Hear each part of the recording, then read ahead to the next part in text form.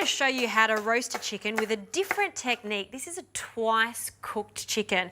First of all, I'm going to braise it slowly in a pot and then roast it under the grill. The results are sensational because we get really soft, moist chicken and then crispy skin on the outside. First up, the onions. I'm just finely slicing them. Also some carrot, and I'm going to cut them into rounds. And you don't have to be perfect with this because this is just going to flavour the stock, which will then in turn turn into a little jus or gravy to go with our chicken.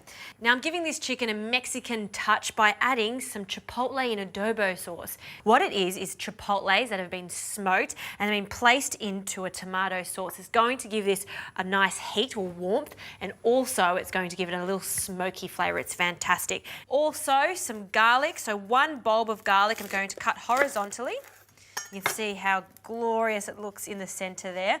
And then also some orange. Now I'm using the orange zest. So we'll just peel 3 pieces of the rind, and that's enough to give it so much flavour. Also, I want to use half of this orange because that is going to go into the cavity of the chicken. Now this chicken has come out of the fridge 1.5 hours ago. It is important to do this because we want it to come to room temperature. If the chicken comes to room temperature, it means it's going to cook evenly. So always remember to do that. Now I'm going to fill the centre of the chicken with 1/2 of the garlic, so that can go in first. And that's going to flavour the chicken from the inside out. And we'll also add half of that orange. Now I've preheated my oven to 180 degrees, and now all we do is just add our aromatics. So the onions can go on the bottom of the pan, and then our carrots, the rest of the garlic and our orange rind. It's almost going to act as a bed for our chook. Now I'll add some rosemary. I love the addition of rosemary because it goes so well with our orange. You could use some thyme for this too. So 3 little sprigs, spread it out evenly. And then for our chipotle and adobo sauce, I'm leaving it whole. I don't want to chop it up because it might be a little bit too spicy, so leave it whole and add a little bit of that tomato sauce in there. And then our chook can go on top and sit up nice and proudly. Now I'm going to season quite generously with some salt over the top and then onto the veggies. And then I'm not adding any oil, but I will add a few knobs of butter just in and around the chicken.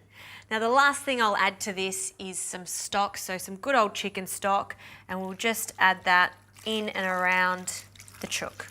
This is also going to help the chicken steam. So now this can go onto the heat, on a high heat.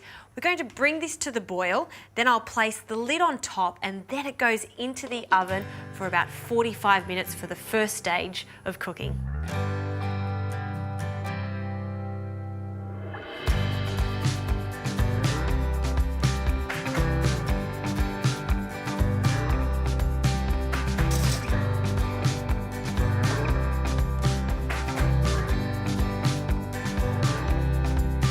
Now this chicken has been cooking in the oven for 45 minutes. Let's have a look.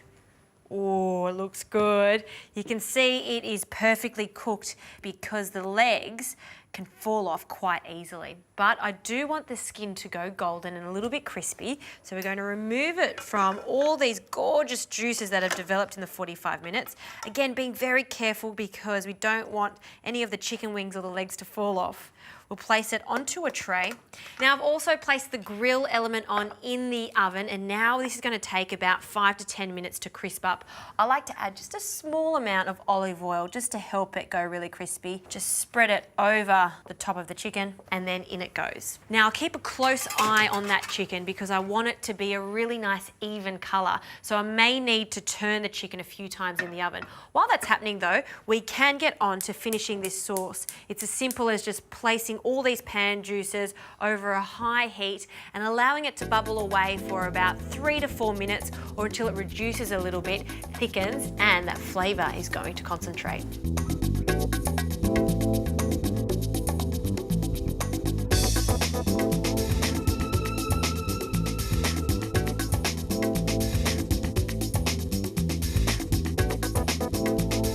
Now this sauce has thickened nicely, so I'll remove the orange peel. It's done its job. The chicken has come out of the oven have a look at it. It is all blistered, it's crispy on the top, it's just perfect. And I like to serve this whole at the table. First up, we'll place all of these delicious juices, the onions that have softened and the carrots, straight into a bowl. And I don't want it to be swimming in sauce, I just want a small amount of sauce, but an intense flavour, and that's why I've reduced it quite a lot. Now spread it out, again making a little nest for our chook. And then we'll grab these tongs and carefully place this gorgeous chicken on top. Wow, I'm so happy with this. That's my Mexican-inspired whole roasted chicken, cooked twice with such little effort. And you know what? I would serve that with some simple baked rice.